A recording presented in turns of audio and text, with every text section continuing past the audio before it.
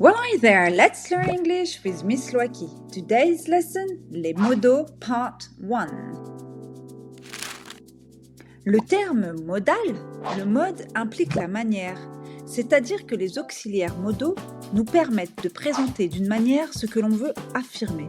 Autrement dit, les modaux sont des outils qui servent à exprimer d'une manière particulière ce que l'on veut dire. Avec les modaux, on peut exprimer un degré de certitude. En effet, on peut exprimer des degrés de probabilité qui vont du quasi-certain à l'impossible. She must be at work, she can't be home. On peut aussi exprimer la capacité, c'est-à-dire si le sujet de notre énoncé est capable ou bien incapable de réaliser une action. She can speak Spanish, they can't cook. Avec les modaux, on peut également exercer une pression plus ou moins forte, c'est-à-dire que l'on utilise les modaux pour exprimer l'obligation, l'interdiction, la permission ou encore la suggestion, autrement dit pour donner des conseils. You should stop smoking, you must do it. Et enfin, on peut utiliser les modaux pour s'exprimer sur l'avenir, en d'autres termes, pour parler du futur. En effet, le temps grammatical futur, tel qu'il existe en français, morphologiquement sur le verbe, n'existe pas en anglais. Et c'est donc pour cela que l'on a recours aux modaux comme outil pour parler du futur. I will do it. I shall see you later. Combien existe-t-il de modaux en anglais ? Regardons ensemble le tableau. Vous pouvez constater qu'il existe une forme présent et une forme prétérite pour chaque modal, sauf pour must.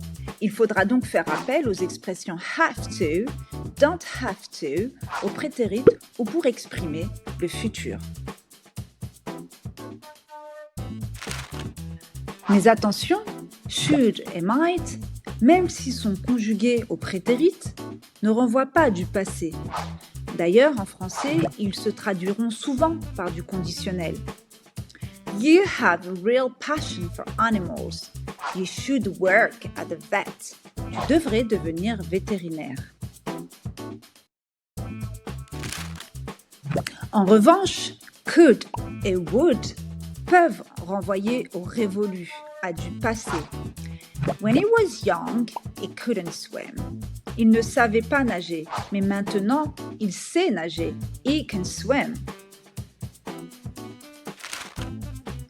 Les modaux sont invariables. Quel que soit le sujet de la phrase, les modaux s'écriront toujours de la même manière. She must be at work, she can't be home. They must be at work, they can't be home. Les phrases avec les modaux se forment toujours de la façon suivante. Sujet plus modal, plus base verbale, c'est-à-dire le verbe à l'infinitif, sans mettre tout devant. She will be late. Bien évidemment, on peut utiliser les modaux à la forme interrogative.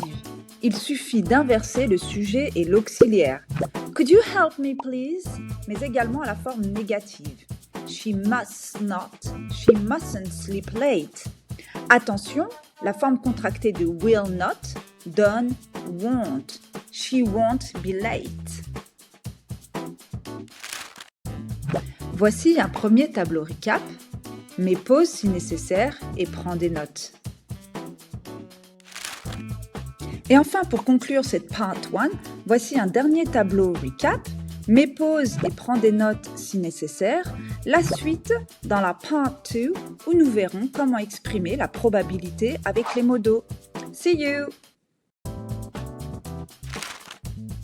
Abonnez-vous, likez, partagez and enjoy!